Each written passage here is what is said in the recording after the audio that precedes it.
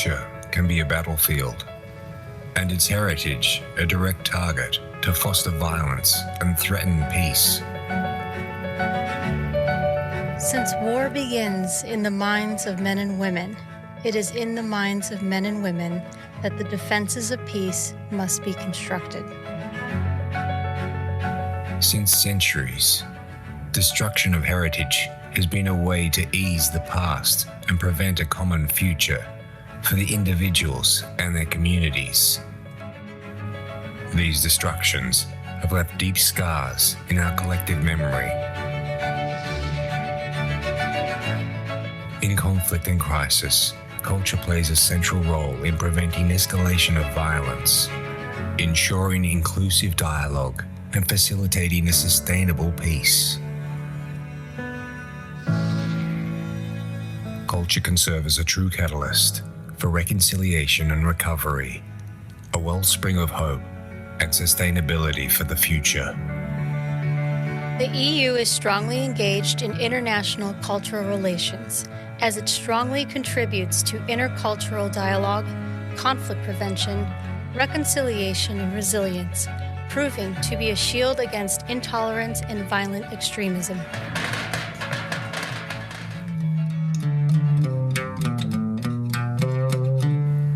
That's why protecting cultural heritage is our duty, our engagement for security and peace.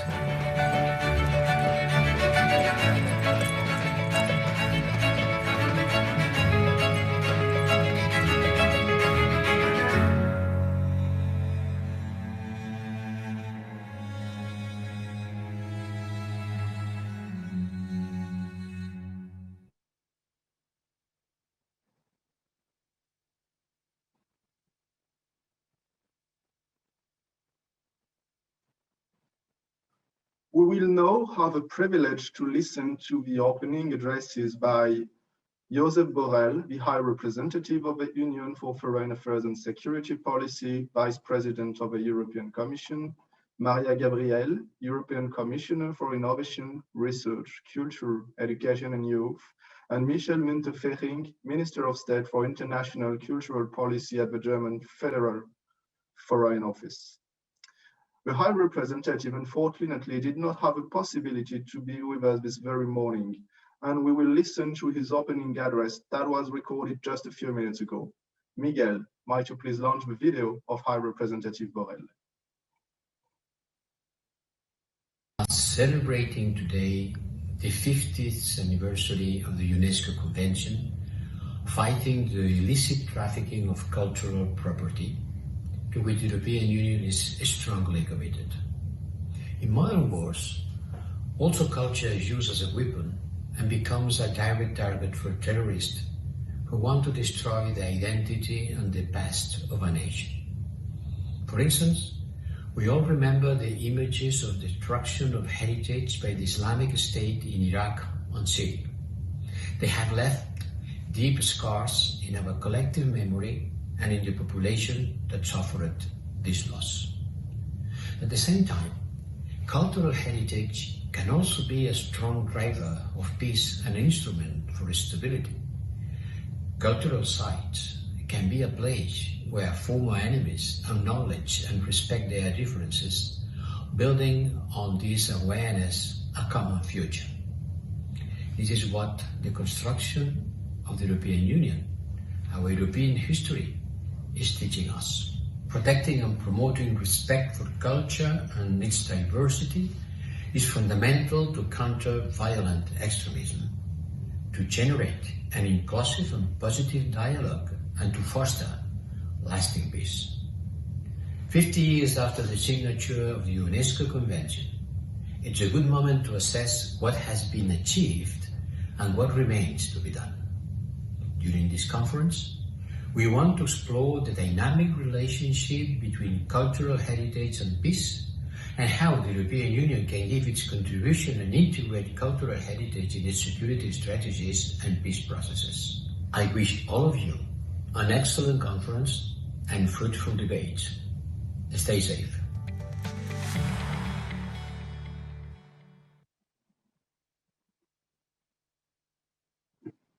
Thank you, Miguel. We will now have the great honor today to welcome and to listen live to Commissioner Mariya Gabriel and Minister Michel Müntefering.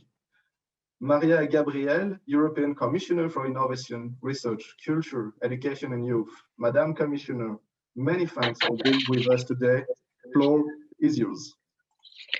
Thank you. Thank you very much, ladies and gentlemen. I'm very glad to welcome you together with Vice President Borrell at the beginning of what I'm certain will be 2 productive days of discussions on the European Union's role in the protection and enhancement of cultural heritage in conflict and crisis situations. Just Josep explained how strong is our support for this 50th anniversary of the UNESCO Convention. And we are all aware that cultural heritage is a precious resource in so many ways. Cultural heritage can be an economic asset, a tourist attraction, and an identity factor, and it can contribute to social cohesion. It demonstrates our common humanity through our shared past, and as such, it is a mean for peace. Heritage protection and promotion is a fundamental basis on which intercultural dialogue can be constructed. Therefore, we must continue to safeguard it, not only for its important role in economic growth, employment, and community building, but especially because it is our responsibility towards future generations. They have the right to learn and benefit from this legacy of the past. We are strongly engaged in international cultural relations with programs supporting the cultural sector in our partner countries. 4 years ago, we adopted the European Strategy for International Cultural Relations, designed jointly with our colleagues from the European External Action Service. Cooperation in the cultural heritage sector is one of its 3 pillars. We believe this cooperation with our partner countries, especially with local communities, strongly contributes to intercultural dialogue, conflict prevention, reconciliation and resilience, proving to be a shield against intolerance and violent extremism. This is why we are supporting different projects implemented by UNESCO in Iraq, Syria, Libya, and Yemen. The example of this project is a project called Protecting Cultural Heritage and Diversity in Conflicts. Its main objective was to protect culture in diversity in complex emergencies. It also aimed to strengthen the positive role that culture can play in promoting resilient and diverse societies, peace, and stability. One very particular aspect of cooperation on cultural heritage is the fight against illicit trafficking on cultural property. To be efficient, it requires actions at several levels. And I think that we all know that there is different tools at our disposal. Of course, there is one legislative side. The regulation on the control of import of cultural goods was adopted last year. Soon, a uniform treatment of cultural goods coming from third countries will be guaranteed at the European external borders. For instance, through the introduction of an import license. In addition, raising awareness on the implications of illicit trade is crucial.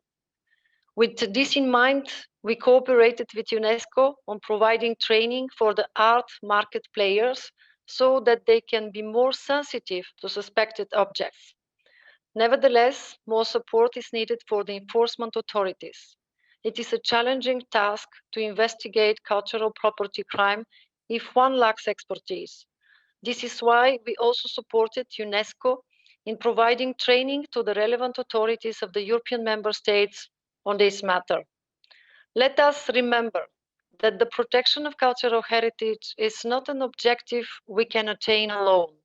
We need to unite forces with all like-minded countries and institutions in the world, with UNESCO, as well with the Council of Europe.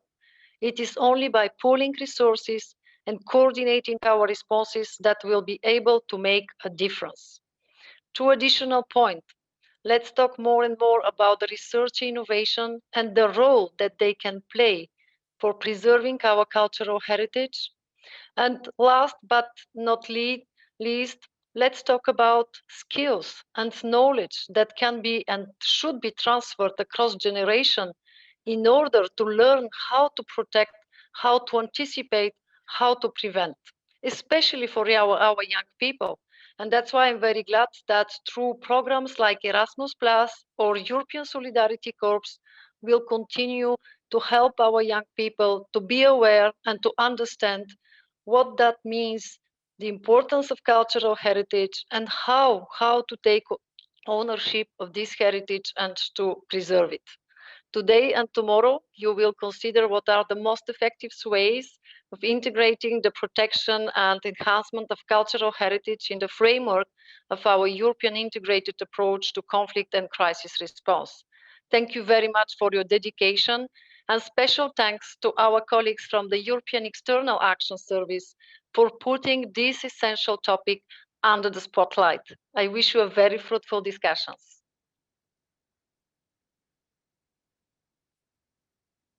Many thanks, Madam Commissioner, for your kind words and the guidance you already provide us in your opening address. Many thanks. Michel Müntefering, Madam Minister of State for International and Cultural Policy at the German Federal Foreign Office. Madam Minister, many thanks for being here with us today. Floor is yours. Excellencies, ladies and gentlemen, colleagues, thank you also from Germany, from Berlin. Cultural sites such as the pyramids of Giza are thousands of years old. Even for the ancient Greeks and Romans, they were relics of a distant past. We still find graffiti on these monuments left by visiting Roman tourists. To protect our cultural heritage for future generations, the whole world must do its part. Governments, scientists, and all of civil society. We must act as one if we want to succeed. And this is why our discussion today is so important. Sadly, the topic has largely disappeared from the public consciousness. The image of the destroyed temple of Bel in Palmyra or the ruined ancient city of Aleppo are fading away. But cultural heritage is still under threat. In Syria, no lasting ceasefire has been reached almost 10 years after the civil war began. The so-called Islamic State is weakened but has not been defeated. And in Yemen, cultural heritage, which is several millennia old, could be destroyed forever.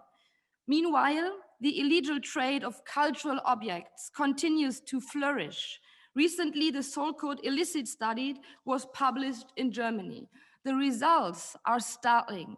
Only 2.1% of cultural objects from the Eastern Mediterranean region, which are offered on the German market, are being traded legally. For objects from Iraq, this figure is just 0.4%. That alone tells us all we need to know. Just 4 in 1,000 items are being traded legally.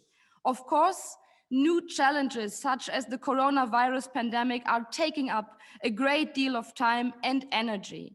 But while we address these immediate crises, we must not forget our long-term responsibilities. The protection of cultural heritage is one of them. The good news is that there has been progress in the recent years. I would particularly like to mention the 2 most significant achievements. First, the EU regulation introduced in April 2019 to prevent the illegal import of cultural goods. Second, the Council of Europe Convention on Offences Relating to Cultural Property, known as the Nicosia Convention. Meanwhile, a powerful message has been sent by the EU Advisory Mission for Iraq. This is the first civilian CSDP mission in the history of the EU, which includes the protection of cultural goods in its mandate. All of this is important, but it is not enough. In May 2017, my predecessor, Mariya, and the Italian Culture Minister, Dario Franceschini, wrote a joint letter. They proposed that the EU should fully participate in the implementation of Resolution 2347 on the protection of cultural property in armed conflicts. The EU has all the necessary tools to do so. Today, more than 3 years later, we are still a long way from reaching our goal. We need a comprehensive EU approach. To make this possible, we must take the entire conflict cycle into account, from prevention to post-conflict management. The goal is to stop the financing of terrorists through the sale of cultural objects, but we must give equal consideration to the significance of cultural heritage for societies. And this must be enshrined in the EU legislation to put into practice at EU level, because cultural heritage represents more than just buildings or customs, and its protection involves more than just emergency measures. Cultural heritage can help create a sense of identity. It can strengthen social cohesion within societies. It can inspire respect for the achievements of past generations and other cultures. Above all, transnational cooperation in the protection of cultural heritage is a way of building mutual trust. This is a core value of foreign policy, particularly in the times of widespread uncertainty. It is therefore crucial for the EU to take decisive action and pool the capacities of its member states. In Germany, for example, we are currently working on setting up a mechanism for saving cultural goods in acute danger via a rapid support group. I would be delighted to see the EU cooperation on this mechanism too. Ladies and gentlemen, we Europeans must redouble our efforts to promote in the issue of cultural heritage, including via multilateral forums. That naturally includes UNESCO, but also other UN organizations right up to the United Nations Security Council. We hope to give fresh impetus to these efforts, particularly in light of our current presidency of the Council of the European Union. Next week, together with the European Commission, the Council of Europe and UNESCO, we will hold another international conference on focusing the protection of cultural heritage. As we take over the chairmanship of the Committee of Ministers of the Council of Europe, we will also be celebrating, of course, the 50th anniversary of the UNESCO Convention against the illicit trafficking of cultural property. This makes it the perfect time to focus on the multilateral dimension of the protection of cultural heritage, because this is a duty that all of us share. In the Ruhr area where I'm from, one would say eine Ewigkeitsaufgabe, a responsibility that will never go away, and this is a good thing. Thank you all, dear colleagues. Bye-bye. Many thanks, Madam Minister, for your words, for your kind words, your strong words, and the perspective you drafted in respect of the European Union and our engagement. I retain both of your intervention that cultural heritage is more than building, but a question of peace and our common responsibility. This opening session now reaches to its end. I want to express again gratitude and thanks to Commissioner Gabriel and Minister Müntefering for the honor they have made to us to be present today and delivering such inspiring word and already providing some perspectives and guidance for the discussion. Thank you very much.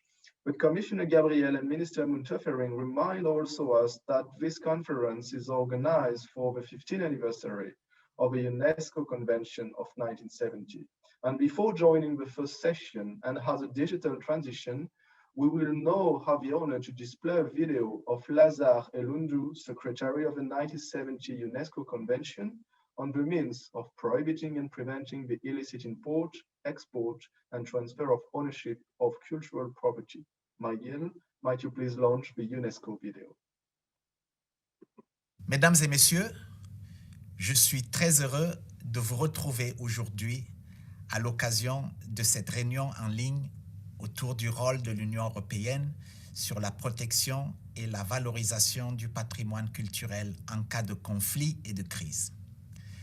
Comme vous le savez, cette année est marquée par la célébration du 50e anniversaire de la Convention de l'UNESCO de 1970 concernant les mesures à prendre pour interdire et empêcher l'importation, l'exportation et le transfert de propriétés illicites de biens culturels. Ces 5 dernières décennies ont été marqués par de nombreuses crises et conflits qui ont participé à une augmentation exponentielle de la destruction intentionnelle du patrimoine culturel, accompagnée d'un trafic illicite. Cet anniversaire est particulièrement significatif en cette période exceptionnelle de pandémie. La pandémie a affecté la surveillance des sites archéologiques et les a rendus encore plus vulnérables aux fouilles illicites. Cet anniversaire représente donc une opportunité à saisir pour tirer les leçons de nos expériences et d'envisager des perspectives innovantes pour répondre aux nouveaux défis du trafic illicite. Ainsi, à cette occasion, et en tant que secrétaire de la Convention de 1970, j'aimerais vous dire quelques mots sur les succès de cette convention et sur son avenir. Une des grandes réussites de cette convention est l'influence qu'elle a exercée sur l'opinion publique.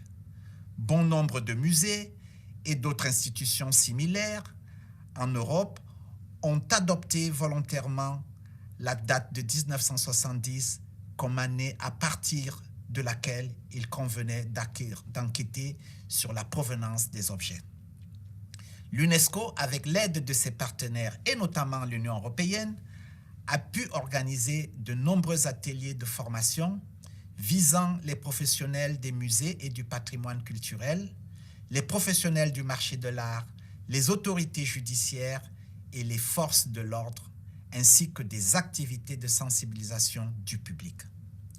Aujourd'hui, nous devons continuer à sensibiliser ce public. Il est primordial que chaque citoyen du monde soit conscient que nous avons tous la responsabilité collective de protéger et transmettre aux générations futures nos biens culturels qui sont les témoins de l'histoire de l'humanité. C'est pourquoi le travail de sensibilisation du grand public représente une des activités primordiales de ce 50e anniversaire, au cours duquel la première journée internationale de lutte contre le trafic de biens culturels sera célébrée ce 14 novembre. Nous avons également lancé le mois dernier la campagne « Le vrai prix de l'art » sur le trafic illicite qui cible les personnes souhaitant acheter un bien culturel. Cet anniversaire nous donne l'opportunité de faire un bilan des succès, de tirer les leçons de nos expériences respectives et conjointes, d'envisager des perspectives innovantes pour répondre aux nouveaux défis en poursuivant notre coopération pour la protection du patrimoine immobilier. À cet égard, les célébrations qui continueront jusqu'en 2021 et l'Union européenne qui est associée à l'UNESCO pour poursuivre cette lutte demeurera notre partenaire privilégié. Je vous remercie de votre attention et je suis impatient de vous écouter et de mieux connaître vos priorités sur ce sujet de grande importance.